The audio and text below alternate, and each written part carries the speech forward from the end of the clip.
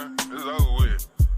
It's no mad at me, I'm just saying, girl, you ain't nothing to do with it. Where your edges at, bitch? Where your edges at?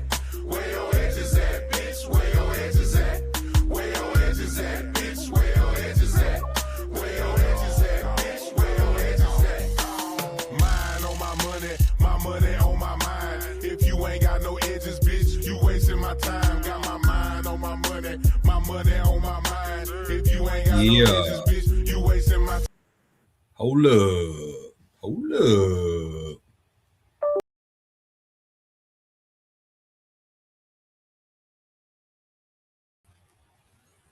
One, two, one, two, one, two.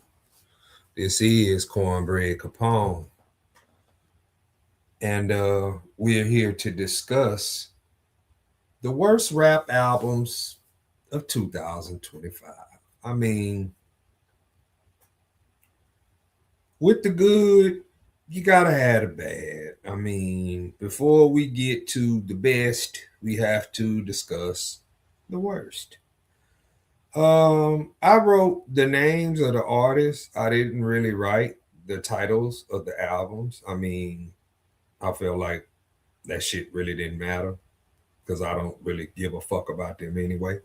So I just devised this list because basically, this year it was a lot of flops, and all of the flops came from the unfortunate side of hip hop. The people who they call rappers but they don't rap, the people who make noise pollution, the people who influence this whole generation of whack shit in the first place. Yeah. So we're gonna go on and get on to it. You know what I'm saying? Number 10 on the list is Travis Scott. Travis Scott is not a rapper.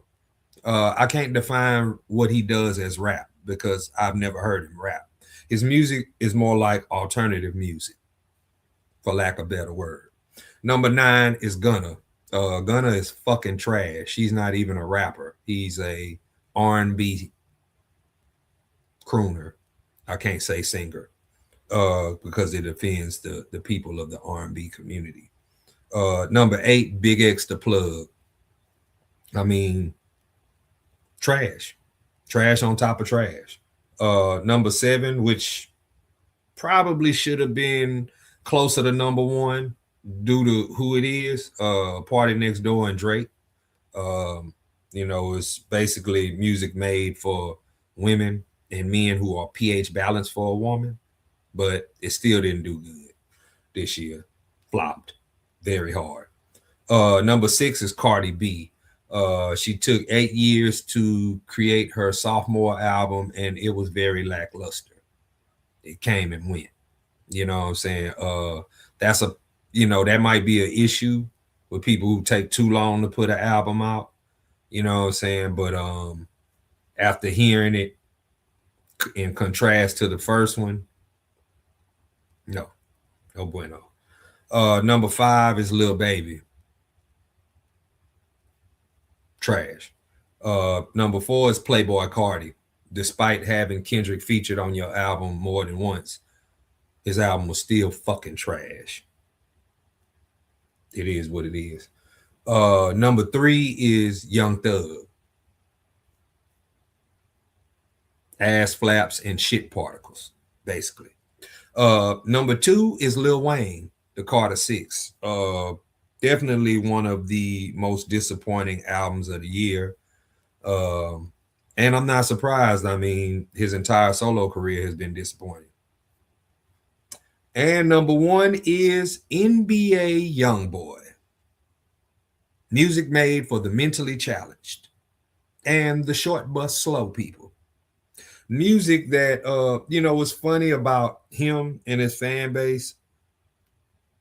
NBA Youngboy's fan base is kids from the age of 8 years old all the way up to about 28, 29.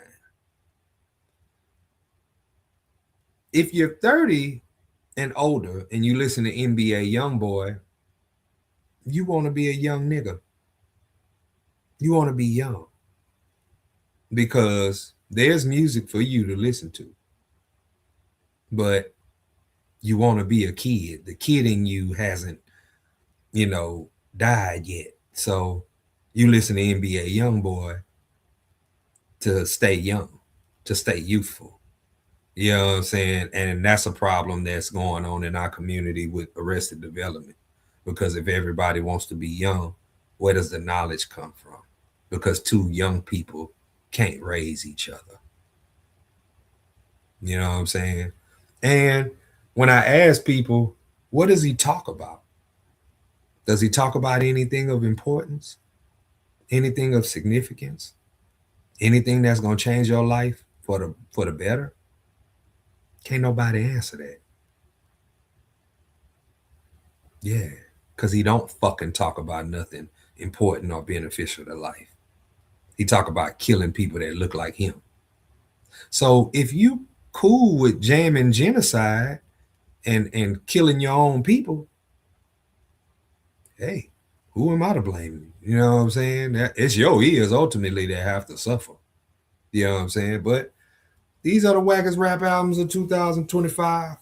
You know what I'm saying? Hey, comment your feelings, your thoughts, and I'll holler at you, man.